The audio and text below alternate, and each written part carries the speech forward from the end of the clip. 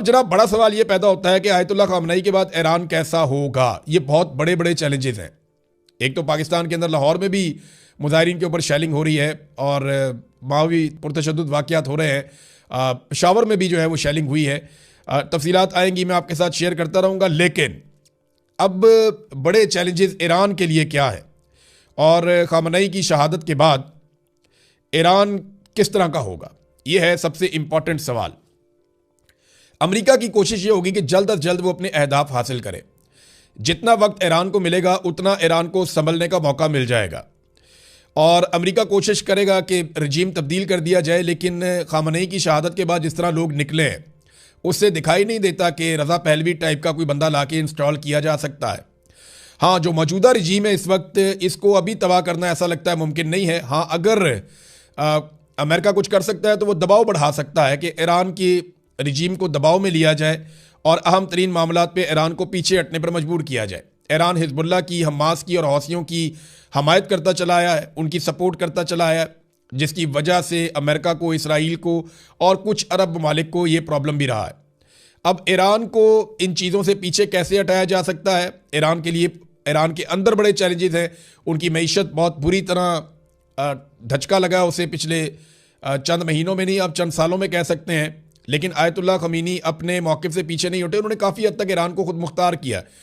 Iran अपने बाजुओं पे भरोसा करता था दुनिया की बजाय। रशिया के साथ उनके अच्छे ताल्लुकात थे। पुतिन ने जो स्टेटमेंट दिया है वो ज़्यादा बेहतर स्टेटमेंट है पाकिस्तानी वज़ीर आज़म से। उन्होंने खुलकर अमेरिका और इसराइल की मजम्मत भी की है और इस वाक़े के ऊपर गम गुस्से का इजहार भी किया। अब नाज़रीन, अमेरिका जो है वो कोशिश करेगा कि ईरान को अपने मुताबिक चलाए और ईरान को बहुत सारे चैलेंजेस हैं। यानी इससे पहले किसी भी ईरानी हुक्मरान को इतने मुश्किल हालात में हुकूमत नहीं मिली जितने मुश्किल हालात में मौजूदा सुप्रीम लीडर आए हैं। ये उनका बहुत बड़ा इम्तिहान है कि वो किस तरह से अंदरूनी और बैरूनी ख़तरात से ईरान को निकालते हैं। देखिए, ईरान के अंदर भी उन्होंने अपने आप को मजबूत रखना है, अपनी कमांड एंड कंट्रोल रखना है और ईरान के अंदर लोगों को मुतमईन भी रखना है, ईरान की हिफाजत की जिम्मेदारी भी करनी है और दूसरा जो बैरूनी खतरात है उनसे भी निपटना है। ईरान लगातार जवाबी हमले कर रहा है, अभी भी ईरान लगातार जवाबी हमले कर रहा है और बहुत सारे अमरीकी तनसीबात को और इसराइल को वो निशाना बना रहा है। इसराइल का नुकसान बहुत थोड़ा हुआ है, इसराइल और अमेरिका दोनों का नुकसान थोड़ा हुआ है। उसकी वजह यह है कि इनका बंदोबस्त ईरान की निस्बत बेहतर है। ईरान क्योंकि एक बहुत बड़ा मुल्क है, वहाँ बेशुमार लोग हैं। जब आप अटैक करते हैं तो सिविलियंस की कैजुअलिटीज़ होती हैं। इसराइल पे जब अटैक किया जाता है तो इसराइल ज़ेरे ज़मीन बंकर्स में चले जाते हैं, वहाँ पे वो महफूज रहते हैं। उन्होंने पूरा बंदोबस्त किया हुआ है। तो अब तक की इतला के मुताबिक 6-7 इसराइलियों से ज़्यादा हलाकतें रिपोर्ट नहीं हुई और कोई 20 के करीब इसराइलियों का बताया जा रहा है कि वो ज़ख्मी हुए हैं। अमेरिकन का नुकसान रिपोर्ट नहीं हुआ, उनका दिफाई साजो सामान का नुकसान हो रहा है, इंफ्रास्ट्रक्चर का नुकसान हो रहा है। लेकिन अमरीकी फ़ौजी कितने मारे गए हैं इस बारे में हमारे पास कंफर्म इतलात नहीं है और ईरानी मिसाइल अमेरिका तक पहुंच नहीं सकते, वो बहुत दूर है। ईरान को अरब ममालिक के साथ भी कोई हल निकालना पड़ेगा और अगर उनकी सरजमीन से ईरान के ऊपर अटैक होता है तो ईरान किस तरीके से इस सारी सूरत हाल को मैनेज करता है। मैं आपको इसकी मिसाल ये देता हूँ कि पाकिस्तान के ऊपर पाकिस्तान की हुकूमत कहती है कि भारत हमला करता है अफ़गान सरजमीन से फितनतुल खवारिज को इस्तेमाल करते हुए और फिर उसके बाद पाकिस्तान इसी बुनियाद पर अफ़गानिस्तान के ऊपर एयर स्ट्राइक्स करता है।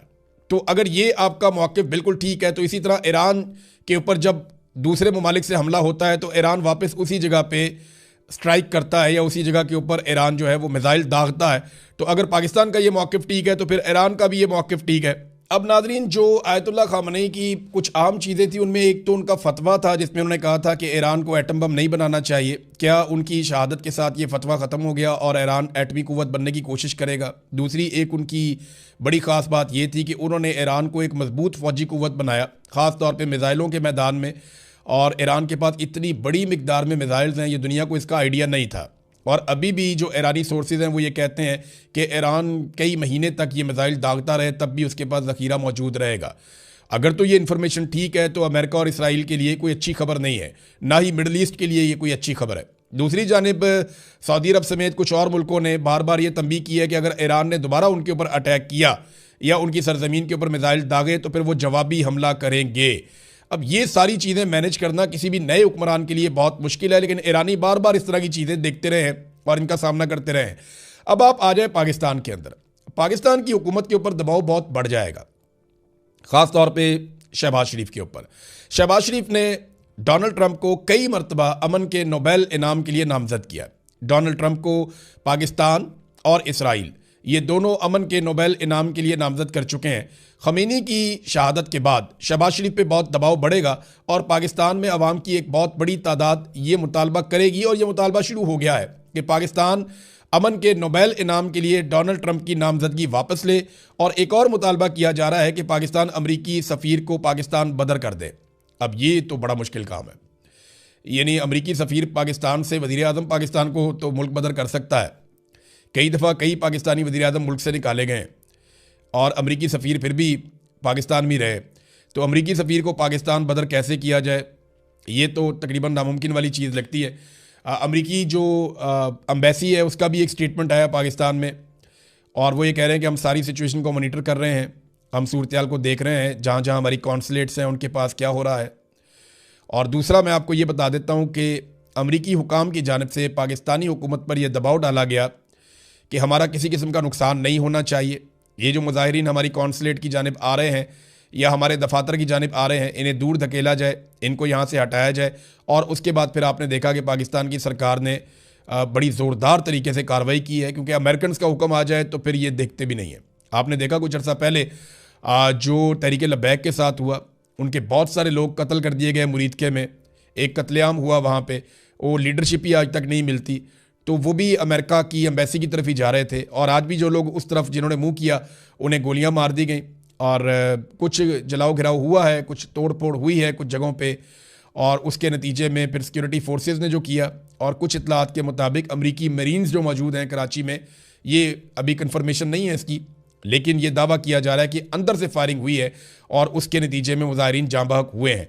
तो पाकिस्तानी हुकूमत वही करती है जो अमेरिका से उन्हें हुक्म आ जाता है, और पाकिस्तानी कितने भी मारे जाएँ, कितने भी पाकिस्तानियों का कितना भी नुकसान हो जाए, इससे कोई फ़र्क नहीं पड़ता पाकिस्तान को या पाकिस्तानी हुक्मरानों को। उन्हें हर हाल में अमेरिका की जानिब से जो हुक्म मिले वो उनको पूरा करना पड़ता है। अब ये जो मुतालबात है ये बड़े खौफनाक है। अमरीकी सफ़ीर को मुल्क बदर करो, ये एक मुतालबा सामने आ गया मुजाहिरीन का। दूसरा ये आ गया कि डोनाल्ड ट्रंप की जो नामजदगी है उसको शहबाज शरीफ साहब वापस लें इस इंसिडेंट के बाद।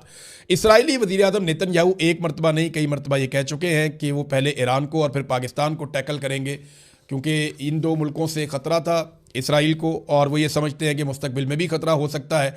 लिहाजा इन दो मुल्कों के पास वो ताकत या हथियार नहीं होने चाहिए जो कभी भी इसराइल के लिए या इंडिया के लिए ख़तरा बने। तो पाकिस्तान के पास एटमी हथियार मौजूद है। हमारे बहुत सारे दोस्त, मैं खुद भी ये समझता हूँ कि एटमी सलाहियत आपके पास है तो आपके ऊपर उस तरह से कोई अटैक नहीं कर सकता, लेकिन अगर आपके पास सिर्फ एटमी सलाहियत है और बाकी हर चीज़ के अंदर आप कमज़ोर हैं, तो फिर आपके लिए ये सोचने का मकाम है। अब तक के लिए इतना ही। अपना ख्याल रखिएगा। अपने